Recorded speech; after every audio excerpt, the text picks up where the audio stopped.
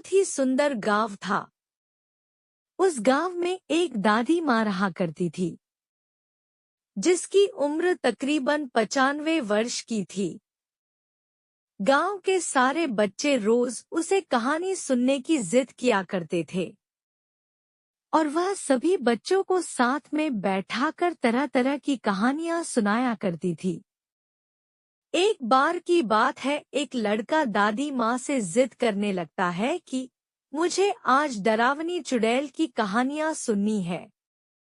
लेकिन दादी माँ उन बच्चों को तो भूत की कहानी नहीं सुनाना चाहती।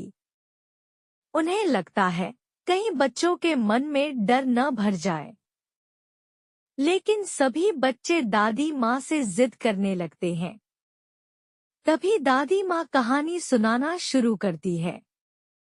एक जंगल में एक पहाड़ी थी।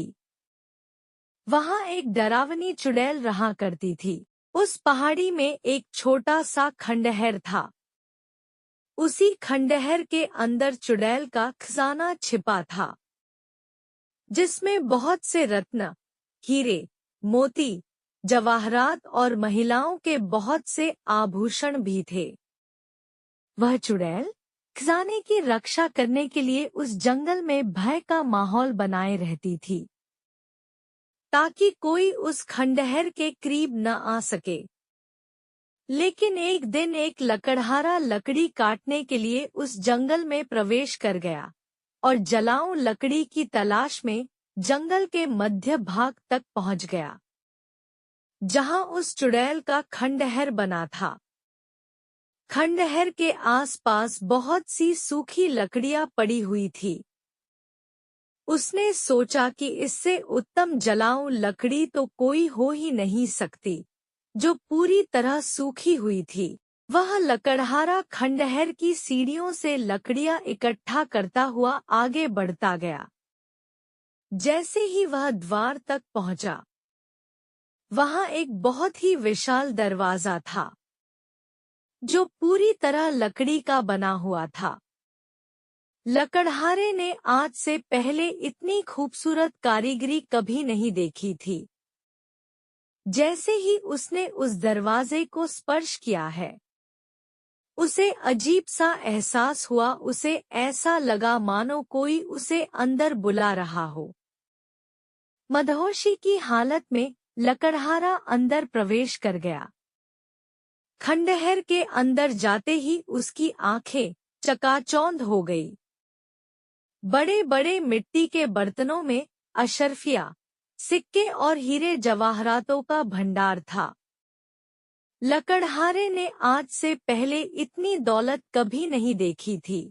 स्वाभाविक है, कोई भी इंसान इतना बड़ा खजाना देखकर चकाचौंध ही होगा। तभी खंडहर के अंदर एक आहट के साथ दरवाजा बंद हो जाता है और जोर से हवाएं चलने लगती है। लकड़हारा खंडहर में 3 खंभे को पकड़कर अपनी जान बचाता है। तभी वह डरावनी चुड़ैल अपना भयानक रूप प्रकट करती है।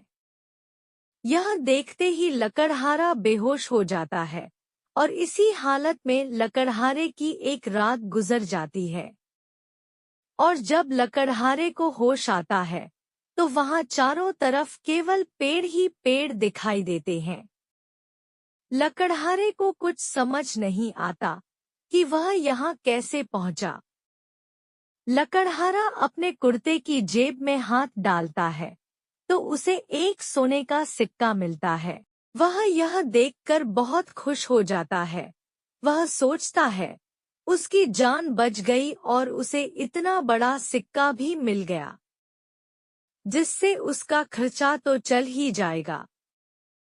और वह उत्साहित होकर अपने गांव वापस बिना लकड़ियों के ही आ जाता है। घर में आकर सभी को यह बात बताता है, लेकिन उसके घर वाले कोई भी प्रतिक्रिया नहीं देते। उसे लगता है मैं इतनी जोर जोर से सबको अपनी बातें बता रहा हूँ, लेकिन कोई मेरी बातें सुन क्यों नहीं पा रहा। तभी वह पास में ही पड़े पानी के बर्तन में मुंह धोने के लिए हाथ डालता है, लेकिन वह पानी की एक बूंद को भी स्पर्श नहीं कर सकता। उसे कुछ समझ नहीं आता कि वह अदृश्य हो गया है या उसकी मृत्यु हो चुकी है, और तभी दादी माँ सभी बच्चों को नींद से जगाती है। दरअसल कहानी सुनते सुनते सभी बच्चों को नींद आ चुकी थी और रोज की तरह रामू प्रातः सुबह बाजार में दूध लेने के लिए जाता था और पूरे बाजार में दूध की केवल एक ही दुकान थी और वह दुकान भी एक औरत चलती थी। इस तरह रामू रोज दूध लेने के लिए आता था। एक दिन रामू शाम के समय बाजार में दूध लेने के लिए आता है और दूध लेने लगता है। कुछ समय के बाद वो दूध बेचने वाली औरत अपने असली रूप में आ जाती है। वह चुड़ैल बन जाती है। यह सब देख के रामू की आंखें फटी की फटी रह जाती हैं और रामू वहां से जल्दी जल्दी निकल जाता है और रामू कसम खा लेता है कि आज के बाद वो वहां कभी भी दूध लेने के लिए